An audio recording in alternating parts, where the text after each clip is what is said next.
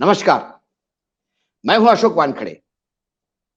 आज सुबह से आपने टेलीविजन चैनल्स पे कई खबरें ऐसी परोसी जा रही हैं जिससे तो ऐसा लगता है कि पाकिस्तान से लेके राजस्थान तक और देश के तमाम मुसलमान नूह के दंगे के लिए रिस्पॉन्सिबल है और एक षड्यंत्र के तहत हिंदुओं को उत्पीड़ित करने के लिए यह दंगा शुरू हुआ है। कोई बदले की भावना से दंगा शुरू हुआ है। ऐसे असंख्य चीजें परोसी जा रही है। ये किसके हवाले से है यह भगवान जानता है, क्योंकि सत्यता क्या है यह किसी को पता नहीं। गृह मंत्री वीज साहब स्वयं कहते हैं कि मुझे कुछ भी पता नहीं है। जो कुछ भी आपको पूछना है नूह के हिंसा के बारे में, दंगों के बारे में, कृपा करके मुख्यमंत्री जी को पूछिएगा। ये प्रदेश के गृह मंत्री बताते हैं। वो आगे कहते हैं कि ये जो दंगे भड़के, इसकी सूचना मुझे पुलिस से नहीं आई, ये सूचना मुझे प्राइवेट व्यक्ति ने दी है। वो आगे ये भी कहते हैं नूह की स्थिति क्या थी। ये एसपी सिंगला लंबी छुट्टी पे थे। पलवल के एसपी के पास ये प्रभार दिया था अतिरिक्त नूह का। जो एडिशनल चीफ सेक्रेटरी थे गृह मंत्रालय के टीवीएसएन प्रसाद साहब, वो जम्मू पे गए थे वैष्णव देवी यात्रा पर। तो सीआईडी सीधा रिपोर्ट करती है मुख्यमंत्री को। सीआईडी के पास जो भी जानकारी थी वो जानकारी गृह मंत्रालय से साझा नहीं की गई। यह बात प्रदेश के गृह मंत्री स्वयं ऑन रिकॉर्ड कहते हैं। वो सीधा मुख्यमंत्री को पूछने की बात कहते हैं। तो जो लगातार हम ये कह रहे हैं कि इन दंगों की पहले 10 दिन पहले ये खबर थी कि शायद दंगे हो सकते हैं। हो सकता है सीआईडी के पास दोनों तरफ की खबर होगी कि दोनों धार्मिक समुदाय तैयारी के साथ बैठे हैं। ये तमाम चीजें जब गृह मुख्यमंत्री के पास थी, सीआईडी के पास थी, तो नीचे गृह मंत्रालय के साथ क्यों नहीं साझा की गई? ये सबसे बड़ा प्रश्न आज हरियाणा सरकार के पास है। तो फिर क्या ये किसी षड्यंत्र के तहत होने दिया गया है? ये बार बार हम कहते हैं कि क्या पुलवामा की पुनरावृत्ति है? होने वाले दंगे को आप रोक नहीं सकते।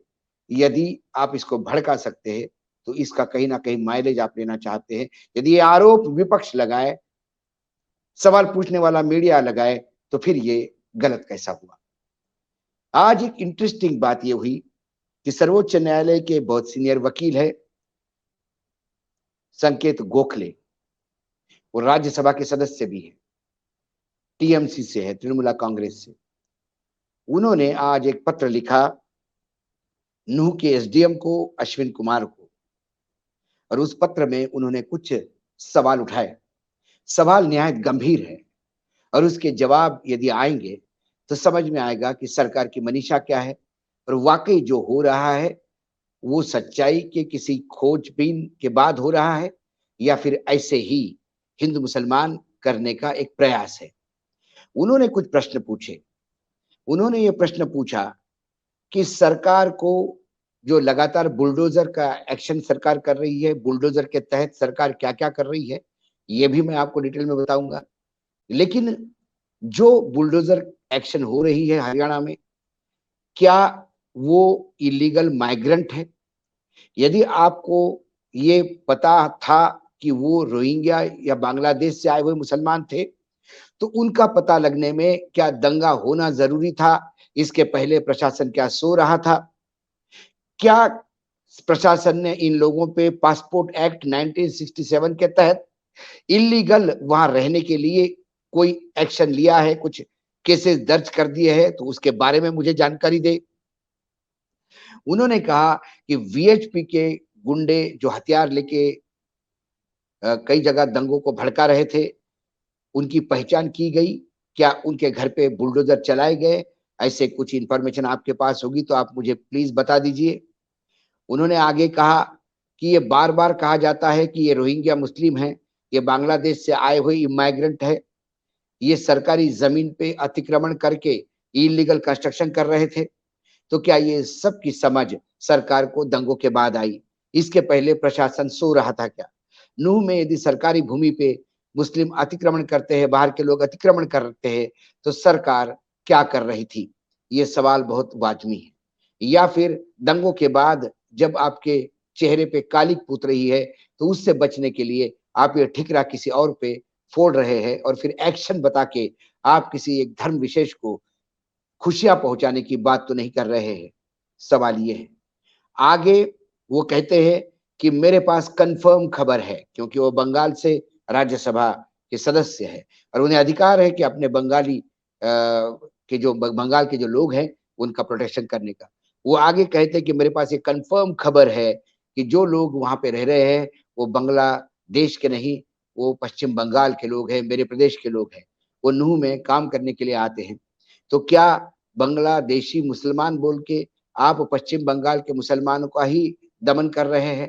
क्योंकि पश्चिम बंगाल में मुसलमानों ने आपको साथ नहीं दिया, आपको मुंह की खानी पड़ी। कहीं वो बदला तो यहाँ नहीं लिया जा रहा है? ऐसे कई सवाल है जिसके जवाब प्रशासन को देने हैं। उन्होंने 48 घंटे के अंदर प्रशासन से जवाब मांगे। मैं जितना प्रशासन को जानता हूँ और जितना मैं खासकर एनडीए सरकार की इस डबल इंजन सरकार को जानता हूँ, वो इतने बेशरम हो चुके हैं कि कहीं भी ऐसे सवालों के जवाब देना वो उचित नहीं समझते। क्या हुआ? जब दंगे हुए तो शुक्रवार को 25 दुकानें और 250 झुग्गी झोपड़ी रोहिंग्या की है करके उसके ऊपर बुलडोजर चलाए गए। शनिवार को नल्हन रोड पर 30 मकान और दुकानें गिराई गई। अवैध निर्माण बता के इसको गिराया गया। उसके बाद एक बड़ा होटल गिराया गया ये बोल के कि वो इलीगल था और अतिक्रमण में बना हुआ था और उसी के छत से पथराव हुआ। तो क्या इंटेलिजेंस को यदि मालूम था वहां पत्थर इकट्ठा हो रहे, तो इंटेलिजेंस सो रही थी क्या? यदि इंटेलिजेंस ने ये रिपोर्ट ऊपर दी तो सरकार क्या कर रही थी? ये इतना बड़ा कंस्ट्रक्शन, इतना बड़ा होटल इलीगल अभी तक कैसे वहां था? कौन पैसा खाकर इस इलीगल कंस्ट्रक्शन को वहां लीगली ऑपरेट होने दे रहा था? ऐसे कई सवाल हैं। या फिर ये इलीगल था ही नहीं, बाद में जब कोर्ट में केस चलेगा तो पता पड़ेगा कि इलीगल नहीं था। सरकार ने अभी इस मामले को पूरा फोकस चेंज करने के लिए तो ये किया नहीं। ऐसे कई सवाल है जिसके जवाब सरकार को देने हैं। बिट्टू बजरंगी पर एक एफआईआर दर्ज हुई। दूसरी तरफ एक मुस्लिम एमएलए है कांग्रेस का, उसकी सिक्योरिटी इसलिए निकाली गई क्योंकि उस पे भी ये आशंका है कि उसने भी दंगे भड़काने में एक रोल अदा किया। तो उसकी सिक्योरिटी क्यों देनी चाहिए? इसलिए उसकी सिक्योरिटी हटाई गई है, जबकि वो गुहार लगा रहे हैं कि मेरे जान को खतरा है। दूसरी ओर बिट्टू बजरंगी, जिसके खिलाफ पहले ही 2 एफआईआर थे, फिर एक एफआईआर फरीदाबाद पुलिस ने रजिस्टर किया 1 अगस्त को, और ये इसलिए दर्ज किया कि उसने फिर भड़काऊ भाषण दिए, नारे लगाए और दंगा करने के लिए लोगों को प्रोत्साहित किया। ये मैं नहीं कह रहा हूं, ये पुलिस की एफआईआर कर रही है। लेकिन ताज्जुब की बात है, इस बिट्टू बजरंगी को जिस थाने में एफआईआर दर्ज हुई वहीं से इसको जमानत भी मिलती है। तो बिट्टू बजरंगी जो जिसके ऊपर ऑलरेडी एफआईआर दर्ज है, 2 जिसके ऊपर एक नई फ्रेश एफआईआर दर्ज हो गई है, ये लगातार लोगों को दंगों के लिए उस्काता है, ऐसा एक आरोप है। इसके बावजूद उसको पुलिस ही अपने लेवल पे जमानत देती है। पुलिस कहती है क्योंकि इसके ऊपर जो धाराएं लगी वो धाराएं 7 साल की सजा से कम वाली है, इसलिए ये हमें अधिकार है कि हम दे सकते हैं। तो क्या यदि बिट्टू बजरंगी है तो उस पर ऐसी धारा लगती है जिसपे आप थाने से ही जमानत दे सकते हो? और यदि कोई मुसलमान है तो उस पे पॉस्को का जैसे पॉक्सो या यूएपीए जैसे धाराएं लगती हैं जिसकी जमानत होना मुश्किल है। क्या पुलिस भी भगवे रंग में रंग गई है, या पुलिस निष्पक्ष काम करने की बात करती है? ऐसे कई असंख्य सवाल है जो बार बार इस बात को रेखांकित करते हैं कि नूह का दंगा क्या ये 2024 के लिए एक नींव डालने का काम कर रही थी? क्या नूह के दंगे को पहले पाकिस्तान से जोड़ा गया कि पाकिस्तान से एक आदमी गलत आईडी बनाकर नूह के दंगे को भड़का रहा था? ये प्रशासन कह रहा है। बाद में कहते हैं कि इसके तार राजस्थान से जुड़े हुए हैं। ऐसी कई बातें हैं। यदि बुलडोजर चलने हैं तो फिर उस 4 लोगों के घर पे क्यों नहीं चलते जिन्होंने एक मस्जिद को जलाया गुड़गांव में और उसके जो मौलवी था उसकी हत्या की? जब ये 4 लोग गिरफ्तार हुए तो गुरुग्राम के ही सेक्टर 57 में आज एक महापंचायत ऑर्गेनाइज की। और ये महापंचायत कब ऑर्गेनाइज हुई है, हो रही है, जब धारा 144 बन रही है। क्या हरियाणा की पुलिस धारा 144 में किसी एक धर्म समुदाय या विशेष समुदाय को छूट देती है कि ये धारा सब्जेक्टिव है, आप पे लागू नहीं होगी।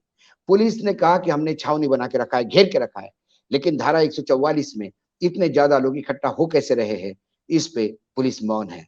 और आज जो वहां पे महापंचायत हुई, उस महापंचायत ने एक ऐलान किया कि ये मस्जिद जलाने के लिए जो 4 लोग और उस हत्या के लिए जो 4 आरोपित पकड़े गए हैं, उसको जल्दी छोड़ देना चाहिए। उन्होंने कहा कि खट्टर साहब इस्तीफा दे और मेवात का प्रदेश उत्तर प्रदेश में जोड़ दिया जाए, ताकि हमें योगी जैसा एक मुख्यमंत्री चाहिए जो आगे, आप समझ गए हैं कि जो पेच कस दे वाली बात है। तो खट्टर का इस्तीफा मांगा जा रहा है, क्योंकि खट्टर वो एक्शन नहीं ले रहे जो योगी ले रहे हैं। इससे आपको समझ में आता है कि पुलिस कितनी हतप्रत है। पुलिस बिट्टू बजरंगी को ही जमानत देने के लिए मजबूर नहीं, पुलिस 144 धारा लगने के बाद भी ये महापंचायत आयोजनकर्ताओं के खिलाफ कोई एक्शन नहीं लेती। इसके पहले पटौदी में कुछ लोगों ने, हिंदू संगठनों ने रोष मार्च निकाला उनके खिलाफ और भड़काऊ भाषण दिए, भड़काऊ नारे दिए। उनके खिलाफ पटौदी पुलिस ने एफआईआर दर्ज की और कहा कि 144 धारा होते हुए आपने जुलूस क्यों निकाला। कम से कम पटौदी पुलिस ने कहीं तो थोड़ा बहुत जमीर दिखाया कि कम से कम उन्होंने एफआईआर तो दर्ज की। लेकिन गुड़गांव पुलिस इतनी हतप्रत कैसी है कि वो 144 के वहां आंखों के सामने देखती है, वीडियोग्राफी करती है, लेकिन एफआईआर दर्ज नहीं करती। यही कारण है कि वहां कुछ लोग पागल होकर जो चाहे वो कर रहे हैं। पानीपत में, खासकर सेक्टर 25 में जो गीता मॉल है, उसके वाली जो एक आगे सड़क जाती है, उस सड़क पर 15-20 मोटरसाइकिल वाले हाथ में हथियार लेके आए और कुछ टारगेटेड एरिया में घुसकर वहां एक धर्म विशेष लोगों की दुकानें जलाई, उनके घरों पे हमला किया और उन्हें जख्मी किया। पुलिस ने कहा कि हमने उनको एफआईआर दर्ज की है, कुछ को धर दबोचा है, लेकिन फिर उनको जमानत मिल जाएगी। क्योंकि क्या ये सरकार जो कहते हैं कि हम सभी धर्म के लोगों को साथ में लेके चलते हैं, सब धर्म समभाव की बात करते हैं, प्रधानमंत्री जी बार बार अपील करते हैं कि सभी लोगों को साथ में लेके चलने की, तो क्या ये अपील सिर्फ एक नकली अपील है या ये दिखाने की अपील है? दिखाने के दांत और खाने के दांत अलग अलग है। खाने के दांत वो है जो हरियाणा में दिखाई देते हैं, बिट्टू बजरंगी को तुरंत जमानत मिलती है और बाकी लोगों को जेल में रगड़ा जाता है। इस तमाम सवालों को जवाब देकर हरियाणा सरकार तो मौन धारण किए है। गृह मंत्री हाथ ऊपर करते हैं, मुख्यमंत्री बोलने को तैयार नहीं है। प्रधानमंत्री तो मणिपुर से लेकर नूह तक चुप्पी साधे हुए हैं, क्योंकि उन्हें लगता है कि 2024 के चुनाव में और तो कुछ चल नहीं रहा है, महंगाई से तो कोई निजात दिलवा नहीं रहे हैं, बेरोजगारी का भूत जो है वो उनके सर पे मंडरा रहा है, उससे वो खुद भाग रहे हैं। ऐसे में स्वयं 2024 में बेरोजगार न हो, इसलिए एक नया रास्ता वो कहीं ना कहीं दंगों का तो ढूंढ नहीं रहे हैं। यही लगता है, क्योंकि इन दंगों का राजस्थान तक का आपने रिलेशन निकाला, इन दंगों का पाकिस्तान तक का आपने रिलेशन निकाला, और ये दंगे अभी भी सुलग ही रहे हैं। नूह के दंगे पूर्ण रूप से कंट्रोल में नहीं है। आज भी 2 जिले ऐसे हैं जहां पे इंटरनेट बंदी है, कहीं ना कहीं छूट-फूट घटनाएं होती रही है। कोई मोटरसाइकिल लेके निकलता है, इन लोगों को प्रोटेक्शन कौन दे रहा है? इन लोगों को अभयदान कौन दे रहा है? मैं किसी एक धर्म के लोगों का पक्ष नहीं लेना चाहता। मैं स्वयं हिंदू हूँ, मैं हिंदू धर्म में बिलीव करता हूँ और मैं एक सनातनी हिंदू हूँ। मैं भगवान में भी विश्वास रखता हूँ। मैं मैं नास्तिक नहीं, मैं आस्तिक हूँ। इसके बावजूद यदि देश संविधान से चलता है और संविधान में सभी धर्मों का बराबर का अधिकार दिया हुआ है, यदि संविधान की शपथ लेने वाले मुख्यमंत्री को और प्रधानमंत्री को और गृह मंत्री को, चाहे केंद्र के हो या राज्य के हो, उन्हें सभी का पूर्ण रूप से सुरक्षा देनी है। ऐसे में यदि मुख्यमंत्री कहे कि पुलिस सबको सुरक्षा नहीं दे सकती, तो ऐसे मुख्यमंत्री का क्या करना चाहिए? यदि राज्य का गृह मंत्री कहे कि मुझे खुफिया जानकारी ही नहीं मिलती, तो क्या ये एक षड्यंत्र के तहत किया गया है? इसका जवाब तो मुख्यमंत्री जी को देना होगा। मैं बार बार इस चीज को रिपीट कर रहा हूं, क्योंकि शायद ऐसी अराजकता देश आजाद होने के बाद पहली बार दिखाई दे रही है कि एक मुख्यमंत्री और गृह मंत्री के बीच में ही संवाद नहीं है। ऐसी मुझे अराजकता मणिपुर को लेके जिन जिन लोगों से मेरी बातचीत हुई है वो कहते हैं कि प्रधानमंत्री को हम इसके लिए जिम्मेदार नहीं मानते, क्योंकि बहुत सारी चीजें प्रधानमंत्री जी को पता ही नहीं थी। यदि प्रधानमंत्री जी को ये सारी बातें पता नहीं थी, तो प्रधानमंत्री जी को जो सूचनाएं कोई जगह से मिलती हैं, यदि वो उन्होंने टैली की होती, या प्रधानमंत्री का एक कुनबा प्रधानमंत्री को घेर के हमेशा उनको मिस इन्फॉर्मेशन देता है, गलत जानकारी दे रहा है, और जब आज मणिपुर इतना बड़ा नासूर बन चुका है, तो क्या प्रधानमंत्री जी उन लोगों पे एक्शन लेंगे? क्या आज मुख्यमंत्री अपने गृह मंत्री पे एक्शन लेंगे? ये बोलने के लिए कि खुफिया एजेंसियों ने जो जांच एजेंसियों ने या खुफिया एजेंसी के पास जो सूचनाएं थी दंगों की, वो गृह मंत्रालय के साथ साझा नहीं की, इसलिए ये दंगे इतने आउट ऑफ कंट्रोल गए। क्या ये गृह मंत्री का वक्तव्य ये सेल्फ एक्सेप्टेंस नहीं है कि हाँ हुजूर, गलती हमारी थी, कहीं ना कहीं हम ही कमजोर पड़ गए इन दंगों के लिए? क्या ये सरकार की जानबूझ के किए गए होने दिए होने दिए गए दंगों के लिए तो सरकार अपने आप को गिल्टी मानती है? गृह मंत्री तो कम से कम गिल्टी मानते हुए दिखाई देते हैं, क्या मुख्यमंत्री मानते हैं? ये जो पत्र गोखले जी ने लिखा, ये पत्र बहुत सारी चीजों को प्रश्न जो है वो कई राज्यों में, जो ये बुलडोजर कभी मध्य प्रदेश में चलते हैं, कभी उत्तर प्रदेश में चलते हैं, कभी राजस्थान, अभी वहां पे हरियाणा में चल रहे हैं। ये जो बुलडोजर संस्कृति है, क्या इस पे कहीं फुल स्टॉप लगेगा? यदि ये इतने दिनों तक इलीगल है, तो क्या किसी भी चीज को इलीगल घोषित करने के लिए वहां दंगा होना जरूरी है? वहां दो धर्मों के बीच में दंगा होने के बाद ही सरकार को समझ में आता है कि ये गैर कानूनी हुआ है। लेकिन यदि जितनी जानकारी मेरे पास है और जितना मैं प्रैक्टिकल चीजों को देखता हूं, कोई भी इलीगल कंस्ट्रक्शन शुरू करता है तो पहले लोकल पुलिस, लोकल एडमिनिस्ट्रेशन को कॉन्फ्रेंस में लेता है, उन्हें उनका चढ़ावा पहुंचाया जाता है, उसके बाद वो कंस्ट्रक्शन बन के अपना काम शुरू करता है, और उसका भी चढ़ावा हर मंथ चढ़ता है। ये चढ़ावा चढ़ रहा था, सब कुछ ठीक चल रहा था। अब आपको दंगे के लिए दोषी पकड़ना है, तो आप बुलडोजर चलाकर कहीं न कहीं फोकस चेंज कर रहे हैं। लेकिन इस देश में न्यायपालिका है। जब ये केसेस कोर्ट में जाएँगे, जब ये एफआईआर कोर्ट में जाएँगे, चार्जशीट कोर्ट में फाइल होंगी, तब दूध का दूध, पानी का पानी होगा। लेकिन उसके लिए बहुत समय लगता है। हमारे यहाँ कोर्ट का क्या हाल है हमने देखा है। हर चीज़ राहुल गांधी की केसेस नहीं होते कि मतलब एक 8 दिन में, 5 दिन में, 15 दिन में जिसका फैसला हो।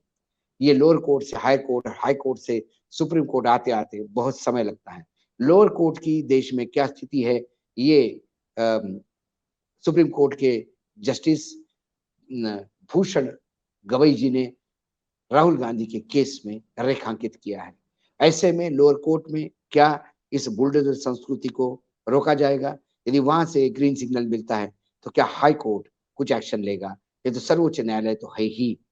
वो सवाल सर्वोच्च न्यायालय भी पूछेगा जो आज संकेत गोखले ने पूछा है। संकेत गोखले टीएमसी के हैं।